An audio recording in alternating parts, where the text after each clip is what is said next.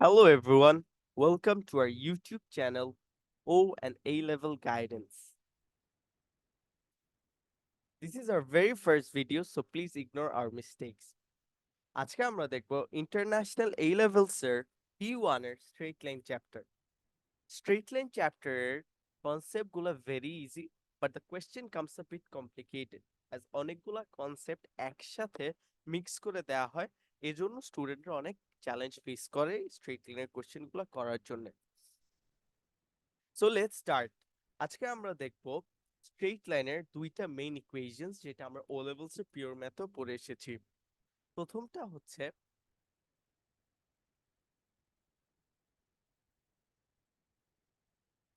First one is y equal to mx plus c।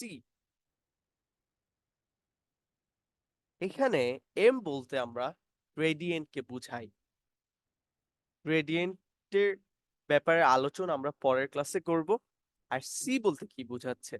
c হচ্ছে intercept intercept of y axis.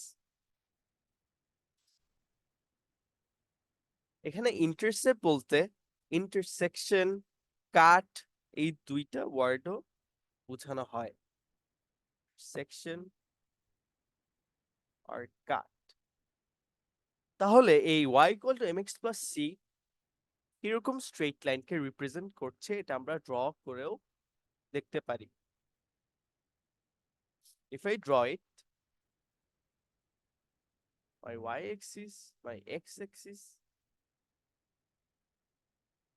y, x, এখন আমি just একটা straight line আঁকবো that intersects my y-axis. এই যে this one is my C point.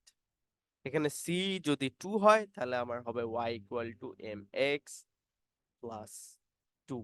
তাহলে আমরা দেখে ফেললাম y equal to mx plus c কিরকম স্ট্রেট লাইনকে রিপ্রেজেন্ট করছে। আরেকটা ইকুয়েশন হচ্ছে, এটা হচ্ছে সবচেয়ে main equation, y minus y1 is equal to m of x minus x1।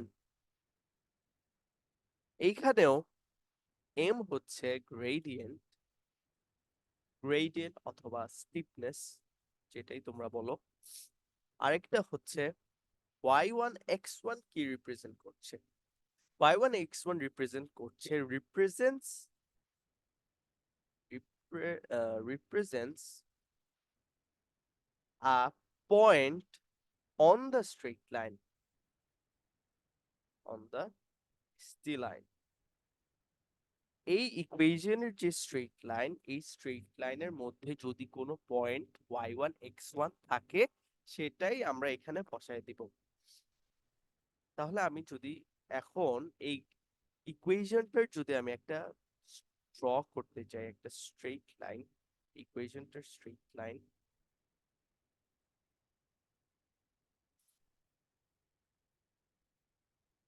Let's say a point is এখানে x1 x1 আর হচ্ছে y1।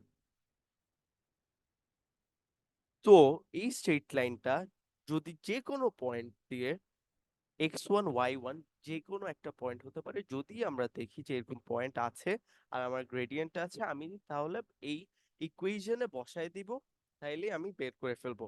This two equations are very important. এই দুটোটা আমরা চেষ্টা করব মুখস্থ রাখার, তাহলে আমাদের জন্য পরের ক্লাসগুলোতেও সহজ হবে। আজ এই পর্যন্তই, তাহলে আমরা দেখি। Thank you everyone for watching and please ignore my mistakes. Please share this video so that your friends can also take some help. Thank you everyone. Salam.